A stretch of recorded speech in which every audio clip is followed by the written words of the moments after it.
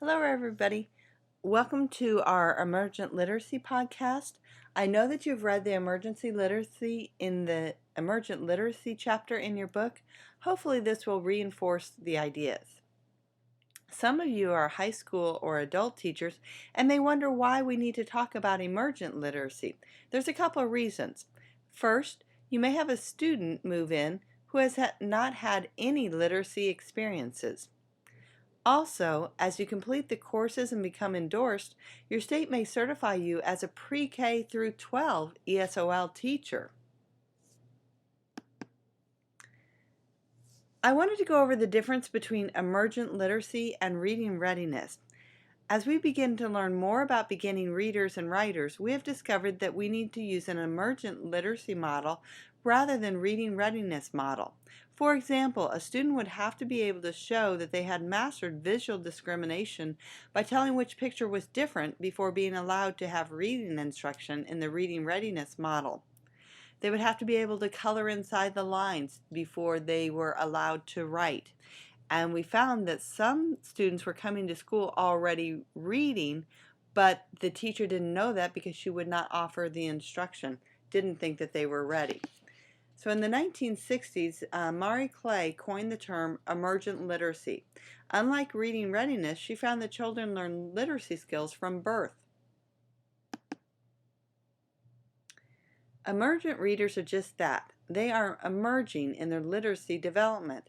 They understand that print tells the story and not the pictures. This is a huge step. Students are developing an awareness of print.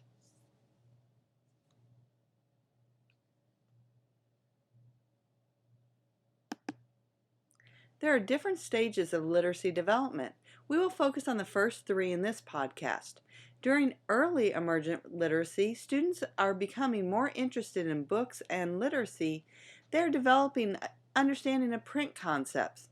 This usually develops in pre-kindergarten through first grade. In the emergent literacy stage, the oral language expands, reading and writing become more conventional, and students are able to figure out pronunciation of some words. This is normally kindergarten and first grade level. The beginning reading and writing stage further develops the skills. Reading becomes more fluent and bigger words are decoded, and this happens normally in first through third grade.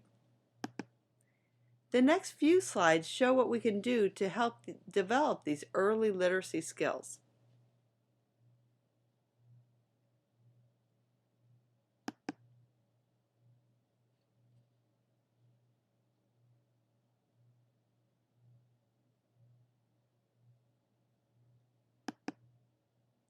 Here's some things that we can do in kindergarten or before.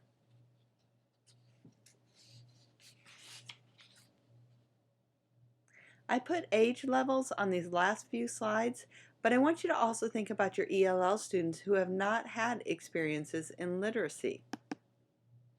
During first exposures to print, you want to use lots of environmental print. Here's something that almost everybody can read. Part of what you're doing is convincing the student that he or she is a reader. Another example of environmental print is a stop sign. The teacher can expand on the student's knowledge and use predictable text. The student now also knows three words: I, can, and read. The class can compile all the things they can read and make a predictable book. Another activity that teachers can use to access prior knowledge is to have students bring in examples of other things that they can read, such as a Coke can or Dorito bag. Then a word wall can be developed, and they can see all of the things that they can already read. The National Reading Panel has studied research in literacy development and found these 5 important areas. For emergent literacy understanding, we will focus on the first 3. And I also added concepts of print as an important area. Concepts of print look like really common sense things, but if children don't have these understandings, they will not learn how to read. Many people confuse phonemic awareness and phonics. Phonemic awareness is all about the sounds that you will hear. These are the things that can be developed in phonemic awareness. It's really interesting, but from my experience, rhyming is really hard to teach. Children who are read to and are in environments with lots of playing with oral language can easily hear rhymes. However, to formally teach rhyming, it's very difficult. Teaching rhyming is also hard for ELL students to grasp. They don't have the English vocabulary to know what might rhyme. In blending, we're blending words or letter sounds together. Segmenting, we're taking them apart. And we're listening to the number of syllables in words. And a lot of times you may do a clapping activity or a snapping activity so students can hear those different syllables. Phonics is concerned with the sound-letter relationship. For example, in phonics, students learn that the letter B makes the B sound. We're concerned with seeing the letter B on the paper and knowing when you see that letter, it'll say B. Beginning readers then use this information to sound out words. It is important to remember that reading is not just sounding out words, but making meaning. Comprehension skills need to be developed in the earliest beginning readers. I've heard many ELL students read passages in English fluently, but they have no idea what they've just read. They're not reading, they are word calling. There are a couple different schools of thought in teaching reading. In whole language, a teacher provides lots of literature exposure and very little explicit phonics instruction.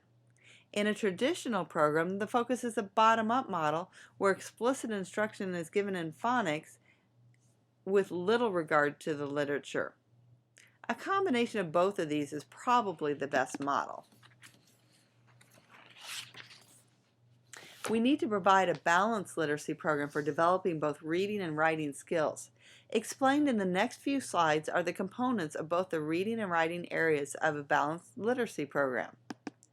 Read aloud. During shared reading, a predictable text is often used.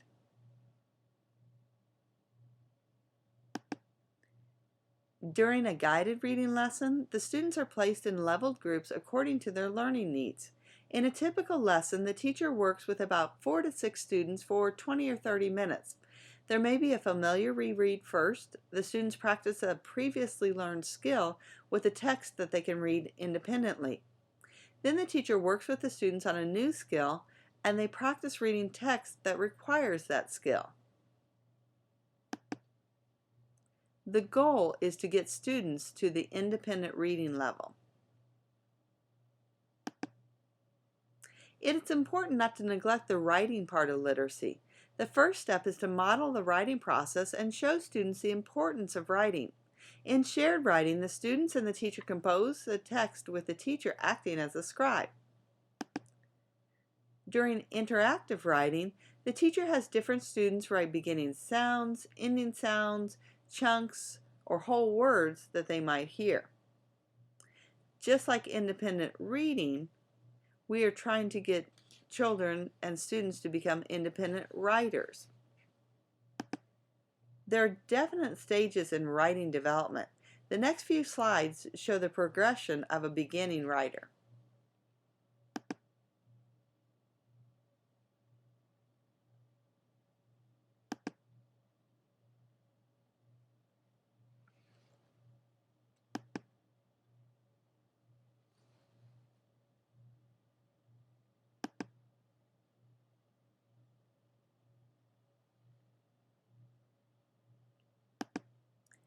Parents sometimes get concerned about their child using invented spelling. However, it's an important step in developing writing. Here are some benefits.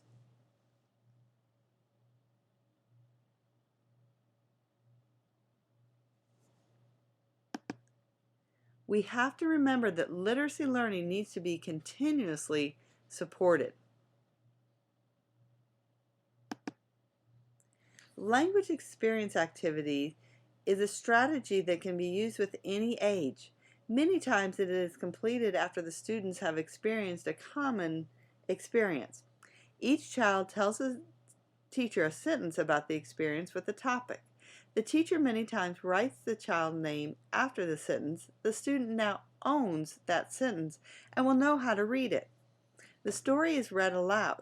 Sometimes the teacher has the students write and illustrate their sentence on the page and then compiles the pages into a book. In my experience, this is the book that is the most checked out in the classroom library. Here you can see the benefits of the language experience.